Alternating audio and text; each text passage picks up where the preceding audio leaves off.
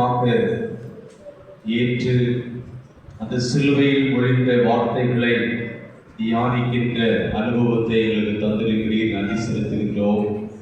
இந்த 7ஆம் வார்த்தையை நாங்கள் தியானிக்கின்ற போது உம்முடைய பிரசன்னம், உம்முடைய வழிநடத்துதல் எங்கள் அனைவரோடும் கூட இருக்கும்படியாக நாங்கள் ஜெபிக்கிறோம்.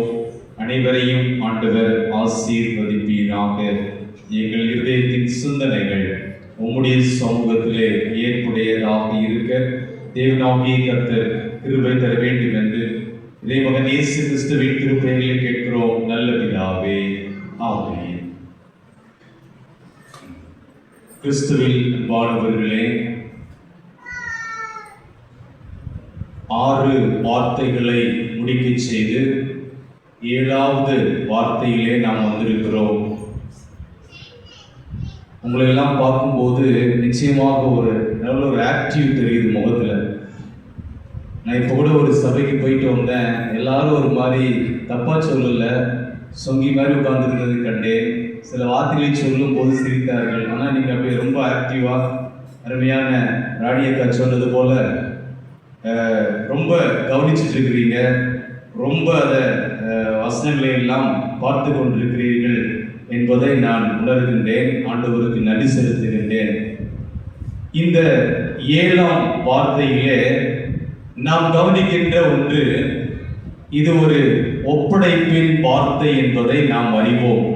அதாவது லூக்கா 23:46 மிக தெளிவாய் சொல்லுகிறது, இயேசு பிதாவே உம்முடைய கைகளில் என் ஆவியை ஒப்புவிக்கிறேன் என்று மகா சத்தமாய் கூப்பிட்டு சொன்னார். இப்படி சொல்லி ஜீவனை விட்டார். இந்த வாக்கியத்துல 2 வார்த்தைகள் மிக ஆழமாய் சொல்லப்பட்டிருக்கிறது. என்னவென்றால், மகா சத்தமாய் என்கின்ற ஒரு வார்த்தை, இன்னொன்று கூப்பிட்டு சொன்னார். மகா சத்தமாய் கூப்பிட்டு சொன்னார். யாரிடத்தில்? தன்னை அனுப்பின பிதாவினிடத்தில் சொல்றார்.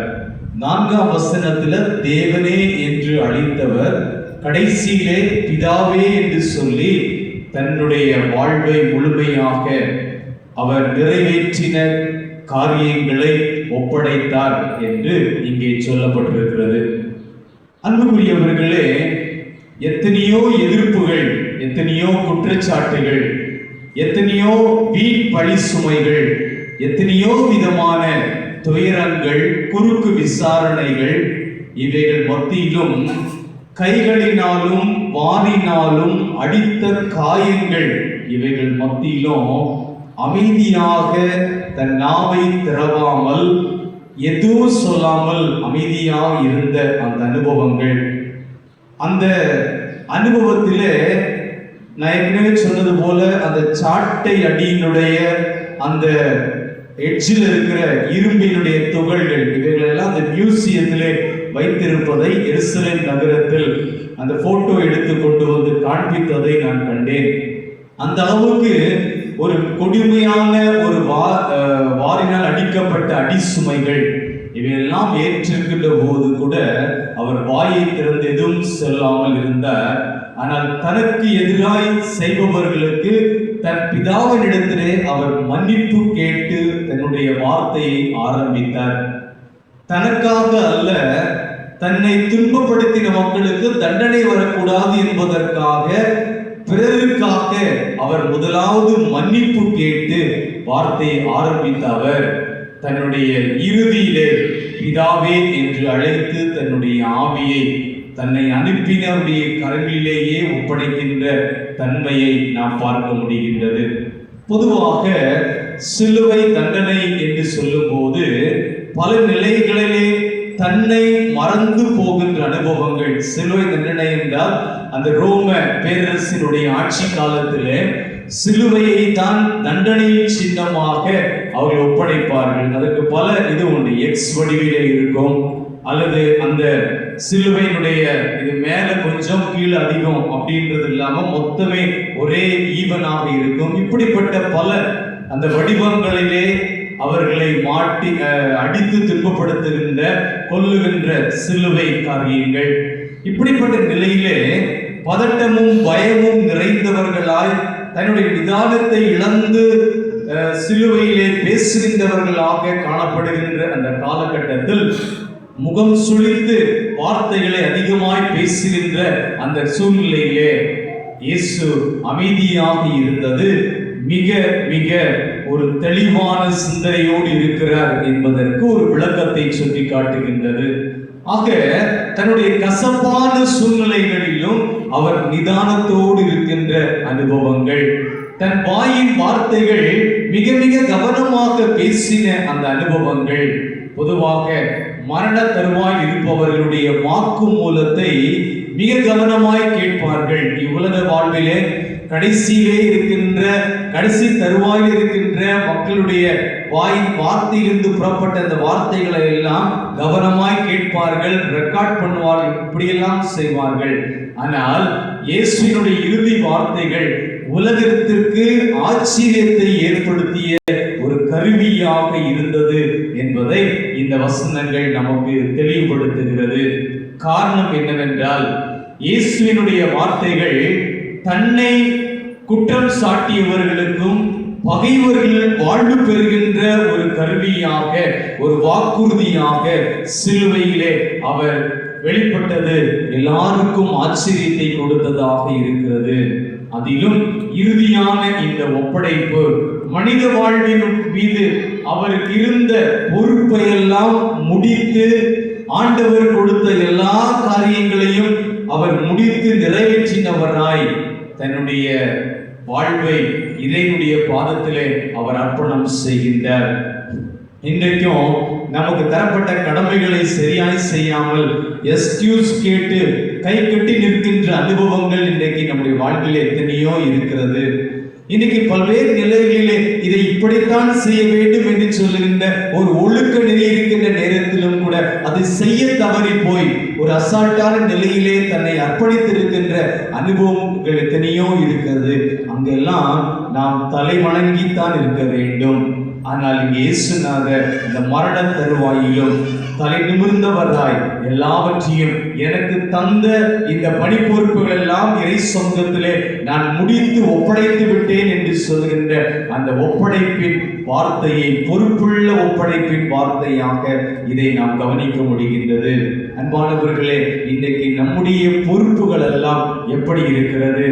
இந்த 7ஆம் மொழி என்று சொல்கின்ற இந்த வார்த்தையினுடைய சிறப்பு அம்சங்கள் என்ன என்பதை கவனிக்கின்ற பொழுது, சங்கீதம் 31:5 சொல்லப்பட்டிருக்கிறபடி உமது கையில் என் ஆவியை ஒப்புவிக்கிறேன் என்று சொல்லப்பட்ட அந்த வார்த்தை, யூதர்கள் இந்த ஜெபத்தை 3 சுழல்களிலே தன் வாழ்விலே சொல்வார்களாம்.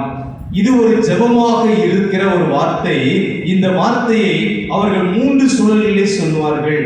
எப்போல்லாம் என்றால், முதலாவது நித்திரைக்கு செல்வதற்கு முன்பாக இந்த வார்த்தையை பயன்படுத்துவார்கள். உம்முடைய கரங்களிலே என் ஆவியை ஒப்புவிக்கிறேன். இரண்டாவது, துன்ப நேரத்திலே இந்த வார்த்தைகளை சொல்வார்களாம். மூன்றாவது, மரண தருவாயிலே இந்த வார்த்தைகளை சொல்வார்கள். பொதுவாக யூத பெற்றோர் தங்கள் பிள்ளைகள் நித்திரைக்கு செல்லும் போது இந்த ஜெபத்தை ஏறெடுத்து செய்த பிறகுதான் நித்திரைக்கே அனுப்புவார்கள். இதற்கு காரணம் என்னவென்றால், நாம் யோசிக்கலாம், என் ஆவியை உடைய கரங்களை ஒப்புவிக்கிறேன் என்று சொல்லி ஏன் சொல்லணும்? எங்களை ரட்சிங்க ஆண்டவரே, நித்திரைக்கு போகிறோம், எங்களை பாதுகாத்துக் கொள்ளுங்க அப்படின்னு சொல்லலாமே. அந்த வார்த்தைக்கு சொல்லப்படுகின்ற அர்த்தம், தங்களின் நித்திரை சமயத்தில் தங்கள் ஆத்துமா பிதாவின் கரத்திலே பாதுகாக்கப்பட்டு இருக்கும் என்ற ஆழமான நம்பிக்கை கொண்டவர்களாக யூத பெற்றோர் காணப்பட்டார்களாம். நித்திரைக்கு செல்லும் போது நமக்கும் இந்த சரீரத்திற்கும் இடையே உள்ள அந்த உயிர் ஆண்டவர் பத்திரமாய் பாதுகாத்திருக்கிறார் என்கின்ற அந்த நிலத்திலே அவர்கள் ஆண்டவர் பாதுகாக்கப்பட்டிருக்கும் என்று அந்த கரத்தின் கிரியைகளுக்காக இந்த வார்த்தையை அவர்கள் யூத பெற்றோர் உச்சரிப்பார்கள். ஒவ்வொரு பஸ்காவின் போது, பஸ்கா ஆசரிக்க வரும்போது யூதர்கள் ஆண்டவருக்கு பலி செலுத்துவதற்காக பல்வேறு விதமான ஆட்டுக்குட்டிகளை எல்லாம் கொண்டு வருவார்கள், விலங்குகளை எல்லாம் கொண்டு வருவார்கள். அவைகள் பழுதற்றவை என்று சொல்லி பரிசோதித்து அதை ஆலயத்தினுடைய வளாகத்திலே கட்டி வைத்திருப்பார்களாம். பலி செலுத்த கொண்டு வருகின்ற அந்த விலங்குகளை எல்லாம் அவர்கள் கொண்டு வருகின்ற விலங்குகள் பரிசோதிக்கப்பட்டு அது பலி செலுத்துகின்ற நாள் வரைக்கும் எருசலேம் ஆலய வளாகத்திலே வளர்க்கப்படுகின்றன, கட்டப்பட்டிருக்கின்றன. அதே போலத்தான் இயேசுநாதருடைய இந்த கடைசி நேரத்திலும் அவர் பவனியாக எருசலேம் நகரத்திற்கு வந்த அந்த நேரம் முதல் இந்த பரிசுத்த வாரம் தினந்தோறும் எருசலேமை அவர் சுற்றி அந்த எருசலேம் நகரத்தை சுற்றி எருசலேம் தேவாலயத்தை சுற்றிலும் அவர் சுற்றிலும் இருந்தார் என்று சொல்லி பார்க்கின்றோம். ஆக இயேசு கிறிஸ்து தன் சிலுவையில் உலகத்தின் பாவத்தை சுமந்து தீர்க்கிற தேவாட்டுக்குட்டியாக அந்த எருசலேம் நகரத்தை சுற்றிலுமாக அவர் இருந்தார் என்பதை இந்த வசனங்கள் சுட்டி காட்டுகிறது. தன் மரண பாடுகளுக்கு ஒரு வாரத்திற்கு முன்பே எருசலேம் தேவாலயத்தை சுற்றி வந்தார். இப்பொழுது உலகிற்கு வந்த நோக்கம் நிறைவேறியது. ஆண்டவர் கொடுத்த என் மூலமாய் கொடுத்த திட்டங்கள் எல்லாம் நிறைவேறியது என்கின்ற மன சந்தோஷத்தோடு தன் ஆவியை அவருடைய பாதத்திலே அவர் அர்ப்பணிக்கிறதை பார்க்கின்றோம். உலகத்தின் பாவத்தை சுமந்திருக்கிற தேவாட்டுக்குட்டியாய் ஏற்றுக்கொள்ளப்பட்டதை அறிந்து அவர் மகிழ்ச்சியோடு தன்னுடைய ஆவியை ஒப்புவிக்கின்றார். அவர் சொல்றார், பிதாவே உம் கைகளிலே என்னுடைய ஆவியை ஒப்புவிக்கிறேன் என்று பிதாவை அழைத்து தன் ஆவியை அவருடைய கரங்களிலே ஒப்பு கொடுக்கின்ற அனுபவங்கள். ஆக சிறு வயது முதல் அவருடைய 12ஆம் வயதிலே தான் தேவாலயத்திலே சென்று வேத வசனத்தின் வழியாய் பதில் சொன்னார் அங்கிருந்த பெரியவர்களுக்கெல்லாம். அந்த பழக்கம் இந்த கடைசி நேரம் வரைக்கும் வேத வசனத்தின் மீது அவர் கொண்டிருந்த அந்த பற்று, கொண்டிருந்த நம்பிக்கை, கொண்டிருந்த ஆழமான அன்பு, இவை எல்லாவற்றையும் அவர் எதிர்கொண்டவராக இப்பொழுது அதே தேவ வார்த்தையை சொல்லி தன் வாழ்வை முடிவுக்கு கொண்டு வந்து இறை பாதத்திலே அர்ப்பணிக்கின்றார். அன்பான தேவனுடைய பிள்ளைகளே, இன்றைக்கு நம்முடைய வாழ்க்கை பயணத்திலும் எல்லாம் முடிந்தது என்று சொல்லி சோகத்தின் பிள்ளைகளாகத்தான் இன்றைக்கு அநேக வேளைகளிலே நாம் இருக்கின்றோம். என் வாழ்க்கை எல்லாமே முடிஞ்சு போச்சு, இதுக்கு மேல ஒன்றுமே இல்லை, அடுத்த ஸ்டெப் இல்லை என்கின்ற அந்த வார்த்தையை மிக தெளிவோடு நாம் சொல்லி அழுகின்றவர்களாக இருக்கிறோம். ஆனால் இந்த இடத்திலே ஆண்டவர் முடிந்தது என்று சொல்லி ஒரு துவக்கத்தை திருப்பி கொடுக்கிறார். பிதாவுடைய கரங்களிலே அந்த ஆவியை ஒப்படைத்து ஒரு புதிய துவக்கத்தை அவர் கொடுக்கிறதை நாம் இங்கே பார்க்க முடிகின்றது. இயேசு தான் உலகில் வந்ததற்கான கடமை சரியாக செய்து முடித்து விட்டேன் என்ற பெருமை துணியோடு இந்த ஆவியை அவருடைய கரங்களிலே ஒப்புவிக்கப்பட்டதை பார்க்கின்றோம். பிரியமான தெய்வ பிள்ளைகளே, பொதுவாக இவ்வுலக வாழ்க்கையிலே நீதியோடும் நியாயத்தோடும் நேர்மையோடும் வாழுகின்ற மக்களுக்குத்தான் எல்லா சூழ்நிலையிலும் தங்கள் செய்த காரியத்தை வெளிப்படையாக ஒப்படைக்க முடியும். இல்லைன்னு சொன்னா மறைமுகமாக சென்று சொல்லிவிட்டு போய் விடுவார்கள். ஏன்னா அதுல ஒரு தவறு இருக்கும், அதை சரியாக நிறைவேற்ற முடியல அப்படின்னு சொல்லி மறைமுகமாய் சொல்லிவிட்டு செல்வார்கள். ஆனால் வெளியரங்கமாக ஒப்படைக்கின்ற இந்த செயல் இறைவன் கொடுத்த எல்லா பொறுப்புகளையும் அவர் செம்மையாய் செய்து நிறைவேற்றி விட்டார் என்கின்ற மனநிறைவோடு மகிழ்ச்சியின் துணியோடு இந்த ஒப்படைப்பின் வார்த்தைகளை அவர் சொல்லுகிறதை பார்க்கின்றோம். அன்பானவர்களே, அதே காரியத்தை இயேசு கல்வாரி சிலுவையிலே உலகம் அறிய இந்த பணியின் நிறைவினை அவர் சுட்டி காட்டுகின்றார். இது இன்னொரு பக்கத்திலே பார்க்கின்ற போது இது ஒருவேளை பணிகளிலே ஓய்வு பெறுகின்ற ஒரு நிகழ்வாக இருக்கிறது. ஒரு பணி இருக்கிறது, பணி முடிந்து ஓய்வு பெறுகின்ற அந்த அனுபவம், ரிட்டையர்மெண்ட் ஆகிற அந்த வார்த்தை இங்கே பணியினுடைய ஓய்வாக இது காணப்படுகிறதை பார்க்க முடிகின்றது. எனவே தான் மார்க்கு நற்செய்தி நூல் 10ஆம் அதிகாரம் 45ஆம் வசனம் சொல்லுகிறது, மனுஷகுமாரன் ஊழியம் கொள்ளும்படி வராமல் எப்படி வந்தார்? ஊழியம் செய்ய அநேகரை மீட்கும் பொருளாக தம்முடைய ஜீவனை கொடுக்கவும் வந்தார் என்று இந்த வேத வசனம் தெளிவாக சுட்டி காட்டுகிறதை பார்க்கின்றோம். ஆகவே மரணம் என்பது தெரிந்த ஒரு நிகழ்வு இல்லை, ஆனாலும் இயேசுவின் வாழ்வில் இது ஒரு தெரிந்த நிகழ்வாகவே இருந்தது. இந்த மரணம் இப்போது நடக்கும், இப்போது வரும் என்று சொல்லி அவர் தெரிந்த ஒரு நிகழ்வாகத்தான் அந்த மரணத்தினுடைய தன்மைகளை அவர் சுட்டி காட்டி கொண்டிருந்தார். எனக்கு தெரிந்த ஒரு சகோதரி கேன்சர் வியாதியினாலே அகப்பட்டு டாக்டர் சொன்ன கடைசி மணித்துளிகள், அவங்க சொன்னாங்க இன்னொரு 7 நாட்கள் இந்த சரீரத்தில் இந்த உயிர் இருக்கும் என்று சொன்னார்கள். அது அவங்களை எப்படி தெரியப்படுத்துவது? அந்த சகோதரி நினைக்கிறார், என்னை ஆண்டவர் குணப்படுத்துவார், சுகப்படுத்துவார் என்று சொல்கிற நம்பிக்கையோடு இருக்கின்றார்கள். ஆனால் 5 நாள் வரைக்கும் அவர்கள் பேசின வார்த்தை, எனக்கு ஆண்டவர் சுகம் தருவார் என்று பேசினார்கள். ஆனா அவங்களுடைய முகம் பிரைட்டா இருந்தது, உங்க வாழ்க்கை ரொம்ப ஆக்டிவா இருந்துச்சு, எந்த விதமான சோர்வுகளோ படுக்கையோ ஒன்றுமே இல்லை. ஆனா மருத்துவர் சொன்ன அந்த வார்த்தை 7 நாள் அல்லது அவர் உயிரோடு இருப்பார் என்று சொன்னார்கள். அவங்களை பார்த்து அப்படி சொல்ல தெரியாது. ஆனால் கடைசியாக அவங்களை எப்படியாவது பார்த்து விட வேண்டும் என்று சொன்ன நேரத்திலே 6வது நாளிலே சென்று பார்க்கும்போது அவர்கள் சொன்ன வார்த்தை உள்ளத்தை மிக ஆழமாய் தொட்டது. அவங்க சொன்னாங்க, ஐயா, என் வாழ்க்கையில் ஆண்டவர் இத்தனை வருஷம் வாழனோடு தந்தாரு, அந்த வருஷத்தை நான் வாழ்ந்து முடித்து விட்டேன். ஆண்டவர் நாளைக்கு என்னுடைய வாழ்க்கையை எடுத்துக்கொள்ள போகிறார் என்று சொல்லி அவர்கள் சொல்ல அந்த பக்குவ இருதயத்தினுடைய பக்குவத்தை அங்கே காண முடிந்தது. யாராலும் சொல்ல முடியாது. நான் அந்த இடத்துல யோசித்து கொண்டிருந்த போது நிச்சயமாக இந்த வார்த்தை யாராலும் சொல்ல முடியாது. நாளைக்கு மரணம், இன்றைக்கு அது தெரிகிறது, யாராலும் சொல்ல முடியாது. 5 நாள் வரைக்கும் சொன்னாங்க, ஆண்டவர் என்னை காத்துக் கொள்வார். அந்த 6வது நாள் என்ன நடந்ததுனே தெரியல. அவங்களுடைய வாக்குறுதி இப்படியா இருந்தது, கடவுள் என்னை அழைத்து கொண்டு செல்கிற நாள் வந்துவிட்டது, நாளைக்கு இந்த நேரத்தை எப்படி இருப்பேன் எனக்கே தெரியாது என்றார்கள். அதே போல அந்த நோயினுடைய உச்சகட்டத்தின் தன்மை 7வது நாள்ல சாயங்காலம் 5 மணிக்கு அவருடைய சரீரத்தில் ஒரு சின்ன மாற்றம் வந்தது. அப்படியே சேர்ல உட்கார்ந்து இருந்தவர்கள் தன் தலையை சாய்த்தார்கள். அவருடைய உயிர் அவருடைய சரீரத்தை விட்டு மாறி போனது. பிரியமானவர்களே, இப்படிப்பட்ட மனப்பக்குவத்தை ஆண்டவர் எல்லாருக்கும் தருவதில்லை, சிலருக்கு தருகிறார்.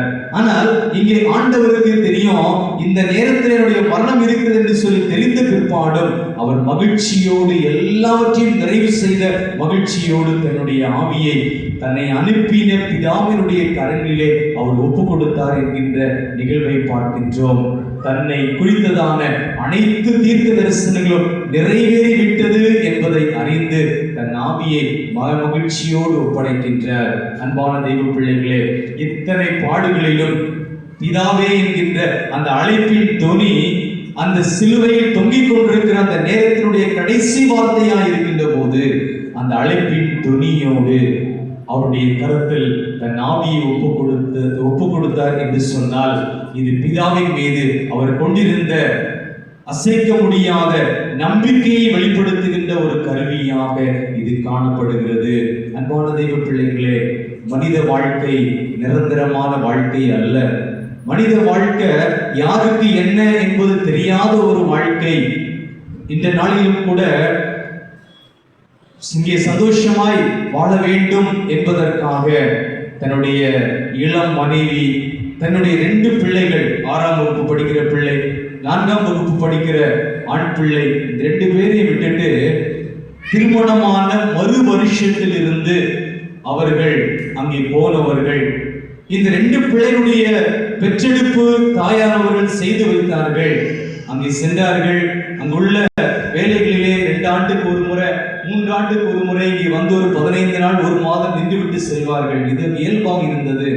ஆனா கடந்த மார்ச் மாதம் 16ஆம் தேதி அவர் மரித்து போனார் என்று சொல்கின்ற ஒரு செய்தி இங்கே வந்தது. அவருக்கு வயது 44.